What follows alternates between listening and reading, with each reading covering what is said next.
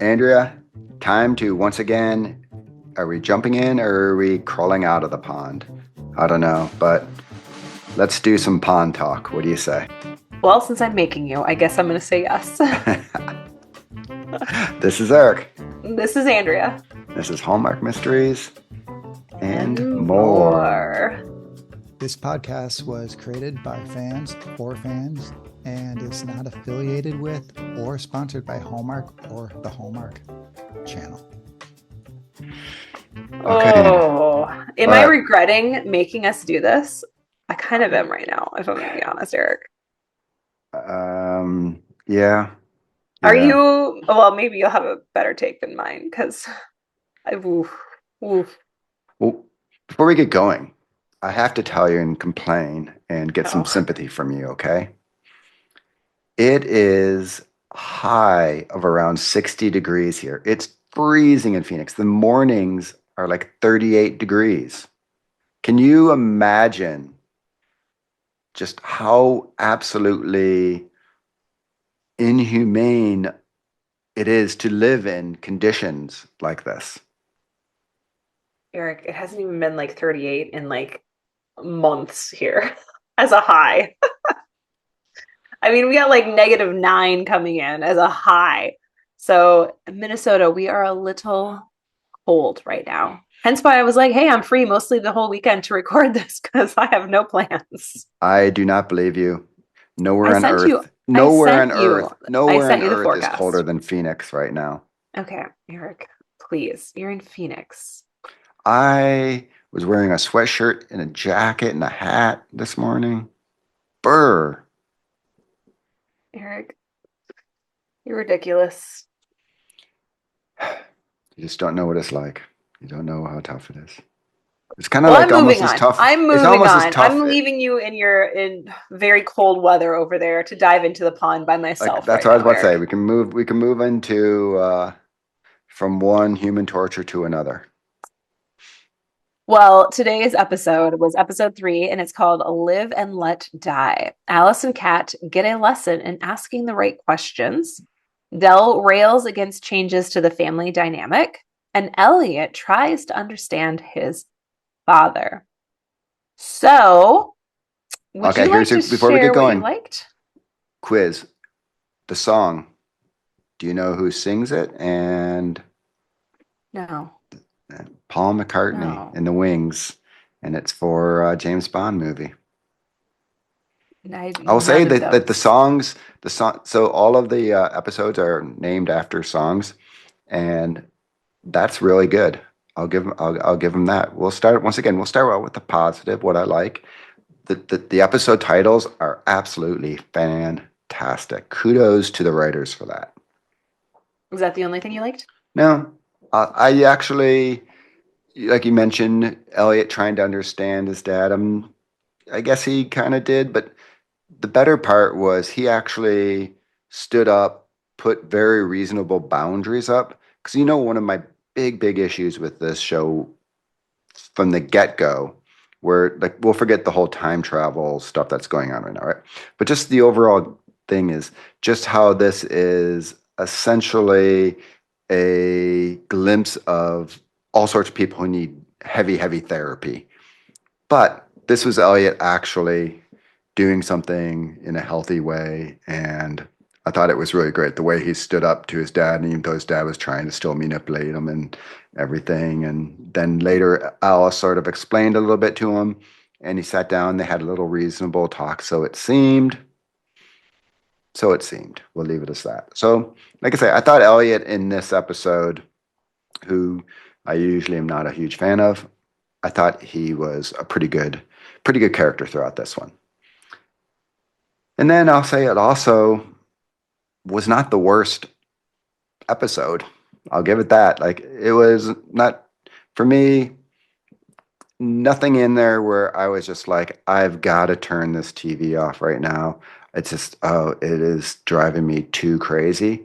Was I loving it? No, but there wasn't anything in for me this episode that was too egregiously terrible. So there we go. That's that for me. That's my bar right there. What about you? Well, I'm going to take us down. For me, the Timberwolves beat the Knicks last night. And so Hey, as I watched this game, I was double screening it. And all right. so that to me was what I liked. They won and it was delightful. That was really the highlight of this episode, The Red was Wings seeing crushed the Timberwolves win. Florida, so that was pretty good too. I mean, this is kind of where I'm at with the show. I liked great grandma Fern. That was fun. I enjoyed her. For me, I think it's really tough. It's gotten to the point, I guess, in the season. I mean, we're 3 episodes in, but when there's like what, 10 episodes, do I care enough in the presumed direction we are headed? And the answer is no, because right now we're supposed to care if Colton could knew about time traveling. Can he still be alive? Those are the questions that it seems to be like that is our big like what's going to happen there. I don't care is happening for myself. And so I was hoping maybe this episode we get a little something else Uh, happening, When you but say you don't care, that is it because the story is like not interesting, or the characters just getting to where you don't care about the characters? probably a little bit of both. I guess like I like Colton like in first season. I just feel like it's just really lost its way from where we started when I really enjoyed it that first season to last season. Obviously, I was out on it most of the season until that last episode kind of brought me around and I was really hopeful for this season. And then now that we're in this season, honestly, like I this will probably be the last season I will watch it. It will be unless it drastically improves for me. Like I can just see this being like I don't care enough. Just like, when calls the heart, I tried to get into it, couldn't get into it. That's kind of going to be what seems to be happening with the way home with myself. It's just not it's not must watch TV. And that's really a bummer because they had something here, but the sparkle seems to have been lost. We have Jacob now back, and that seems to be resolved, question mark. Obviously, he was pulled out of the bar drinking, and you know, I have many questions, which we'll talk about here in a second about that. So for me, what I liked was Grandma Fern and the Timberwolves winning. All right. What didn't you like, Eric? All right. So it starts out, which the way the last one ended, with Alice and Colton basically coming out of the pond almost simultaneously, right? Why is Alice not being like, Grandpa, wait, you're into the like, they don't address it. And it's just like, oh, I got in a bad way. I did something I should have. Like, it just, it's just weird how it was avoided when they come out. They're at the pond together, and she sees that, and because it would be like all sorts of questions should just be flowing because of what we're saying, right? We have all our questions, so it just kind of annoyed me that they didn't somehow address it at all, much less the way it should have been addressed. Like so, you know, that was where, and then we talked about this already, and then they got into it a little bit more. Like I said, I watch it on the app, so I don't see the previews upcoming like you do. But it does seem like the whole town's just time traveling, and everybody's in on it, which kind of gets back to your point earlier. To me, it just completely dilutes the interesting part of the story, right? It just kind of, if everyone's doing it or has done it or is aware of it, it just takes away the specialness of it or whatever. It's not the secret, right? It's kind of more the secret that you didn't know is the rare thing it's seeming like. And then the last thing, the way it ended, because I'll say so far the endings have been kind of pretty good. Like where you're like, oh, which is what they want in a series, and then a little cliffhangery thing that makes you want to get an answer the next episode. Which once again, it ended last week on the cliffhanger, which we didn't get an answer to. But it ends this one. We find the paper that there was a town meeting back on September 7th, 1970, or no, 60 something. 64, Hmm. and about filling in the lake, the pond. why would the town have any say if you fill in a pond on someone's property, right? So it seems stupid. So I don't know where you're at, but like the Hallmark Cafe folks, they totally get into this and they look at all the details. They investigate everything. And so I was talking to them about it. I'm like, I just don't know how you get into it that much. And they say, oh, well, we look at it as the mystery and we're trying to unravel it. And I'm like, okay, that's actually a pretty good way to do this. And so they're looking at all the little clues, what makes sense. So I'm like, maybe that date means something. Was that the day something significant happened? Nope, nothing happened on that day. So it wasn't even like, I was like, okay, I found a little clue. And no, it was a nothing day, nothing burger. So I'm like, we'll see where they go, but I just have this pit in my stomach that it's going somewhere that is just annoyingly stupid and contrived. So, what about you? Well, for me, I thought this episode had a lot of fighting. Elliot and his dad were fighting. Obviously, there's a lot of anger and pain there. So that was like not enjoyable to watch. Elliot, in general, feels just a colder version of who I remember in that first movie. And he just seems to be getting like a character I just don't like. Hang out with Honestly, Kat enough and that'll do it to you. yeah, like how you don't like Kat so much. That's kind of how I'm feeling about Elliot is I can't stand it when he's on screen. Like I don't like anything about his character right now. And then Kat and Dell were fighting in this episode. And so that also there was just so much fighting. And so for me, like that was not something I enjoyed. Made me want to just be like, why am I watching? I don't want to watch people fighting because we get enough of that in just daily life. Like nobody wants to watch 20 minutes of people fighting Right. on TV. I mean, that's kind of it. And as I said, sir, it kind of feels like a whole reality show type thing that they're trying to do. Because, like one of the things when you look at screenwriting and what you're supposed to do is you're supposed to add conflict, right? Conflict makes it more interesting. But there's a point where it's just Too much. overwhelming. And it just, like you say, it just seems like everyone's angry. Yeah. And like, you don't have to have the conflict be that just tough, right? It can be little conflicts. Yeah. So I agree. And I with you. also have just a lot of questions about Dell and like at this point, how does she not know about the pond? If they had a meeting about this in 1964, Well, she on wasn't there top until of 74. things?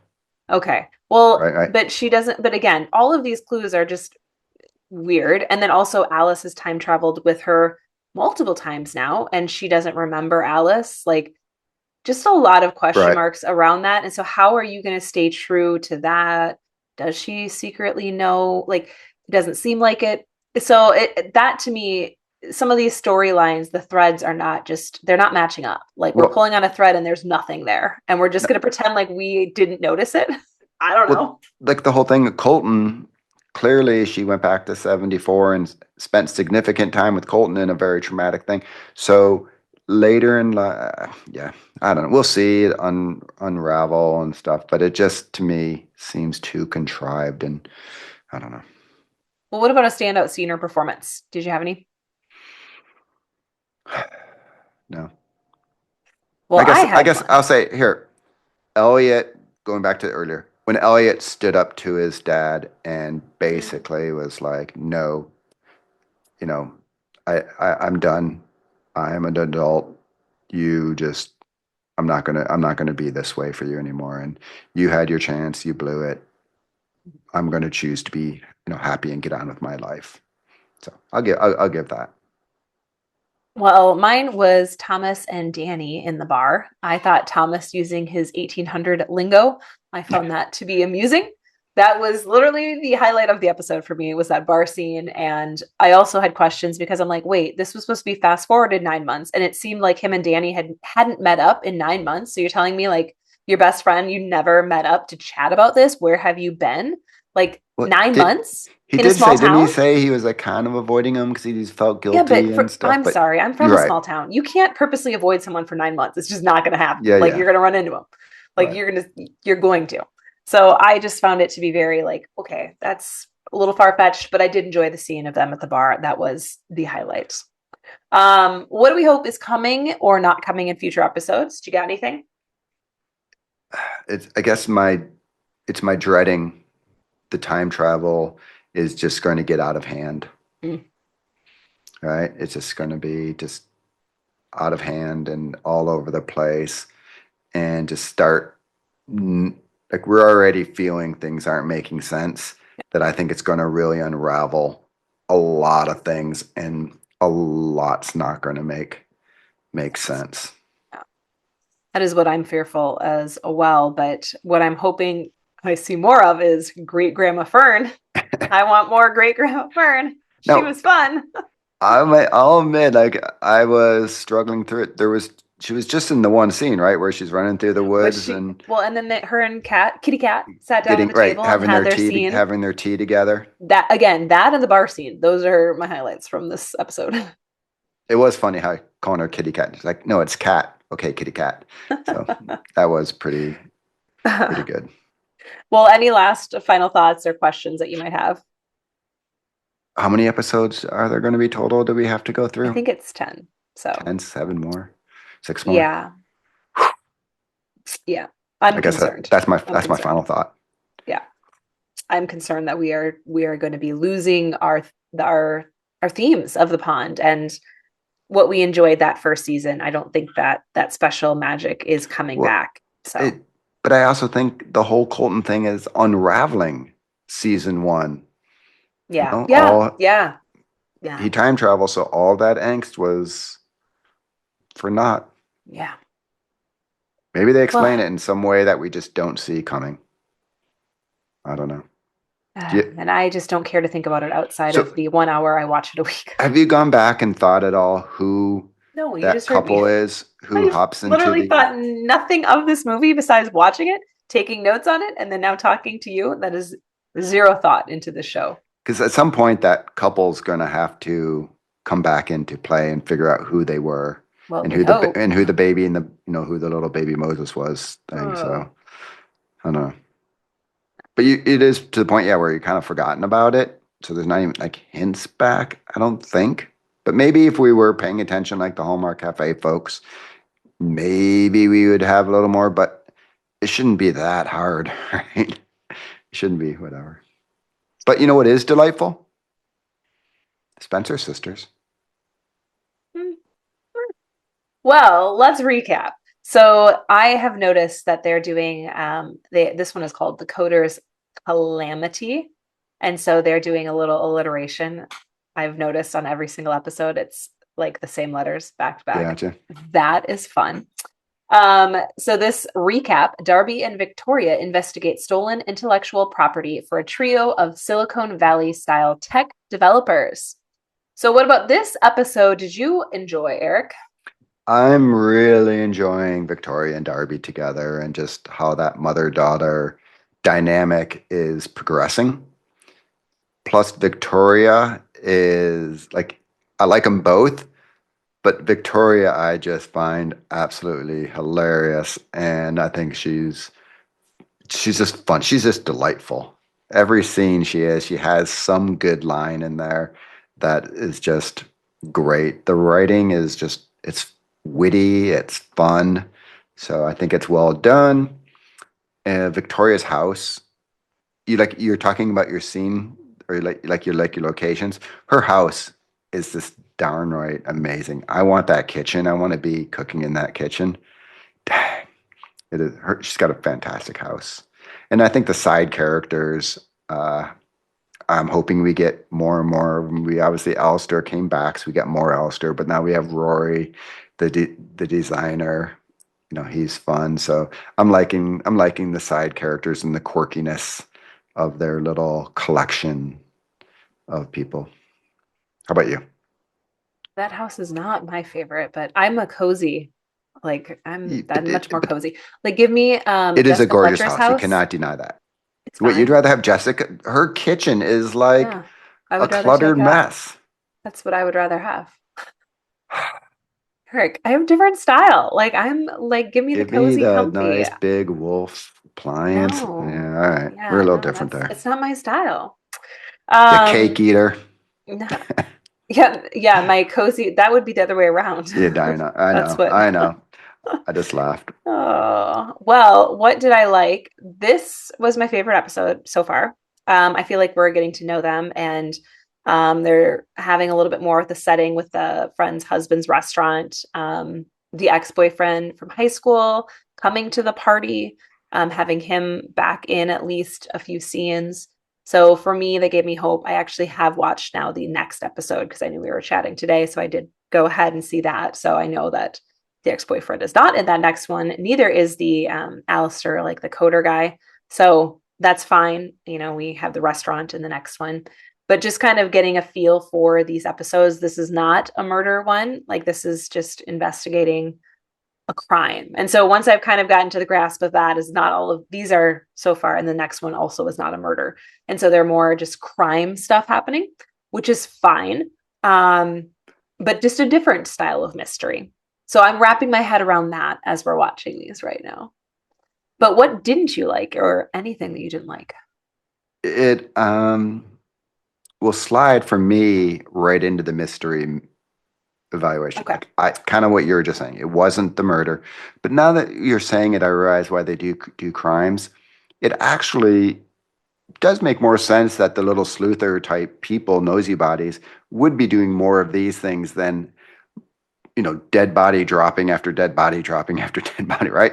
So in actuality, it's a little more realistic in that aspect. But for me, the actual mystery itself was just, the crime, I should say, was just kind of, I mean, it's intellectual crime, property crime thing. It just was, white collar crime was boring to me. So I wrote yeah, the actual mystery itself. I didn't find that fun. But I will say, I thought the investigation was fun. That's what But I wrote found too. what they were actually doing in the Yeah. whole core of it, Yeah. I was just like, yawn, yawn, yawn. So Correct. whereas last week, I know you didn't like it as much. Well, I guess that was a murder, but I mean, I like these, but if I'm the like looking at them on the as a whole, like this one, it was more intriguing to me. I liked the side characters better because it has to be like good storytelling like this. If they're going to give you the weekly one, you have to be invested in those people, maybe potentially the bad guys, in what they're doing. And so I was more invested in these trio of like the tech people than I was last week with the energy drink and what they were doing, because we didn't get as much with those characters as we did during this week with the developers. We got a lot more time spent with them. And if we get that, I think that really, and that's where, again, not to come back to Murder She Wrote, but that is my go-to, is we get to spend time with them. You know, we spend time with those side characters and they are part of the story. And that's the same as our mysteries. You know, we get to spend time with these people like we do in Gourmet Detective, as we'll talk about later this week. You know, we spend time with the family. And so we get to develop relationships with them, which I think really helps you either buy in if they're good, or you're like, I don't care about them. So then you don't care about the mystery. You agree? 100% right there with you. 100%.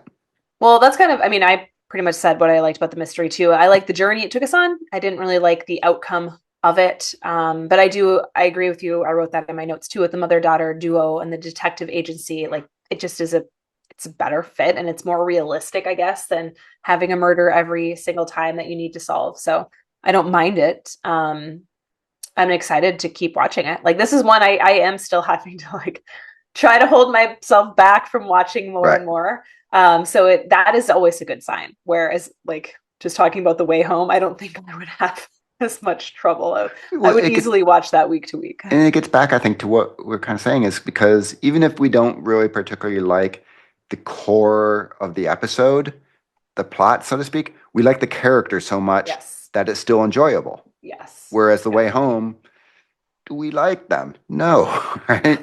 Which makes it tough. So when you don't like the plot and you don't like the characters. Well, what about a standout scene or a performance in this one? I can't lie. It is the bathroom scene at the beginning when Darby breaks the face cream and Leah comes in, and she did not look terrible. She did not look bad at all. But it also had the awesomest line in there where Victoria's like, I heard something break, and Darby just responds, only my spirit. Which, once again, it gets back to that mother-daughter dynamic that I love so much, and the witty writing where you just have little lines like that throughout the entire episodes and stuff. So I just thought it set up the thing. They obviously did a callback at it later on with, about the cream, the face cream and stuff like that. But I thought it was a really fun way to just kick off the episode. How about you? Well, I enjoyed the pepper grinder scene at the hospital with Lucas, the ex-boyfriend. I thought that was like a hot scene, like him showing her and like Yeah. I was like, okay, there's some good chemistry there, which kind of slides into my final thoughts of this episode. Here's what I'm finding myself doing as I'm watching these. I'm kind of rooting for Lucas to break up with his fiance. Does that make me bad? Because I'm like, I feel like he needs to be with Darby. Like, let's end this. I mean, here's the problem. We know it's one season and there's no promise of a second. That seems like something that probably happens or gets very close to happening late. Yeah. But then we never get to enjoy what happens with it. But no, I don't know. I mean, that intrigues me. What about you? Any other final thoughts for you? I'm just excited to keep seeing this mother-daughter dynamic. It's just so much fun. And kind of along your lines, the tension with Darby, Lucas, and Lindsay, that little love triangle. And yeah, I watched ahead, so I know a little bit more where it goes to get the but it is something that's fun because he's kind of stuck in the middle. I mean, Lindsay's gorgeous, perfect, successful. Darby's kind of a mess and, trying to get stuff together, but it's I think his like first love is what we've figured out what they were, at least high school boyfriend, high school kind of thing. So it's just kind of that juxtaposition between the two. And I think it just like, oh, I'm going to have to be nice and pleasant. But at the same time, there's just that tension. And that's like, once again, the conflict that we're saying with the Way Home beats us over the head with it and leaves us kind of like feeling bad. Whereas here we get that little tension, but you get intrigued. You're fun. It's teased. That's the right way to do it. So I'm right there with you. All right. Well, we will go into Gourmet Detective on Thursday this week. So we are almost done with our gourmets, but don't you worry, we are not almost done with The Way Home. So we'll keep that churning for a few more weeks. So it's been a pleasure. I'm going to go stick my head under the water in the pond and hope. Well, we'll see you in the 70s. Bye, Andrew. Bye.